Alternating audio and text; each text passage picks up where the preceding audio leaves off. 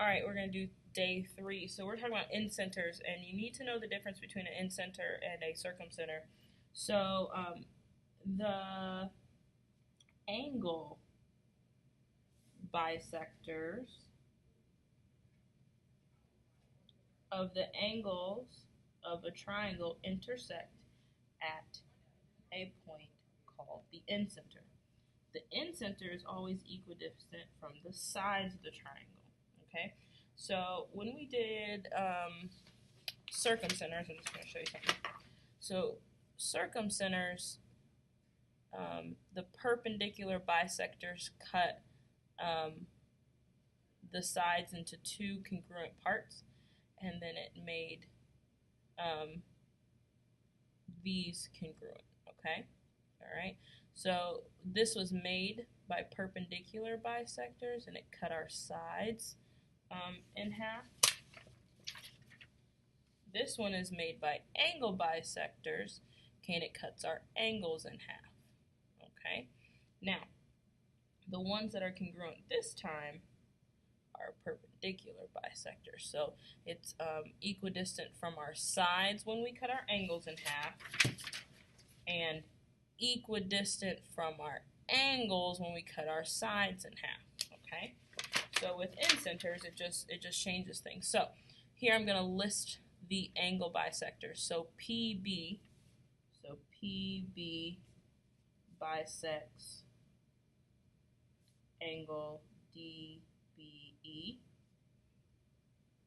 PC bisects angle ECF, and PA bisects angle FAD.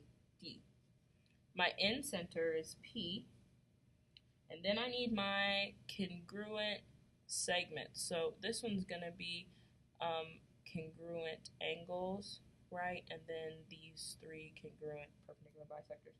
So PD is congruent to PE, is congruent to PF, while our angles, so DAP is congruent, angle DAP is congruent to angle PAF, angle DBP is congruent to angle EPB, and angle ECP is congruent to angle FCP. All right? Okay, so here we go. P is the incenter of triangle JKL. Find the measures. So I want NP. It's the same as PM, okay, because all my perpendicular bisectors on this one is congruent. So NP is 8. Then I want NK, okay. So with incenters, okay, what it does is it splits it up into these are congruent, okay, you see that? And then these are congruent. And then, so you see how on opposite sides of the angles that they're congruent?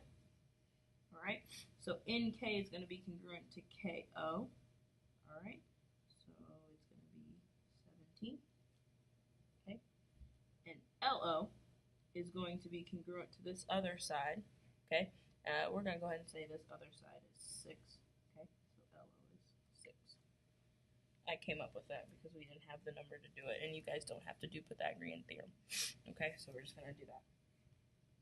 All right, so find each missing measure, and then we know EG, so this is 12. Okay, so GD is going to be congruent to all 3 of these, right? So that means GD is 12. Then I want FC, so remember with these are congruent. So FC is 35. And then I want BF. Well, these are congruent, so it's 6. Okay? We'll talk more about this in class, right? Okay. If F is the incenter of triangle PQR and PRQ, so this whole angle is 8x minus 10, and RPQ is 4x minus 14, and PQR, that is 7x minus 5.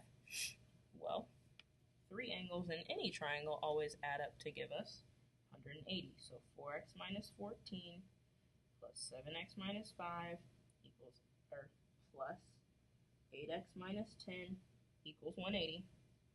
7 plus 4 is 11, plus 8 is 19x.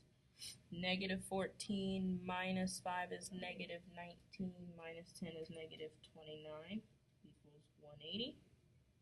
Add 29, so 19x equals 209. And we're going to divide that by 19, okay?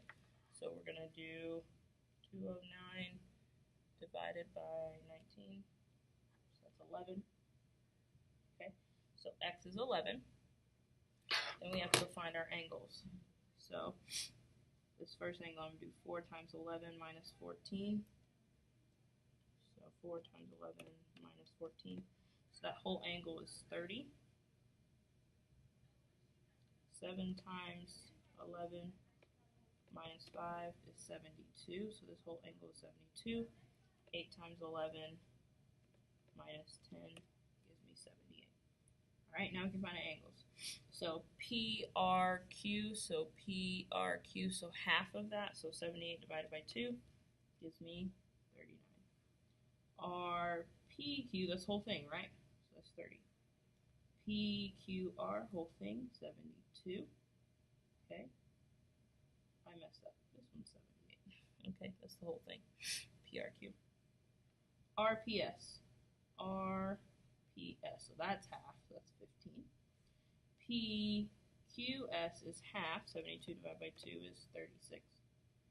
PRS, that's going to be our 39. And PSR, well, this is 15, right, that piece right there. This piece right here is 39. And whatever this is has to be added to 180. So 15 plus 39, then 180 minus 54 gives me 126. All right, that's it.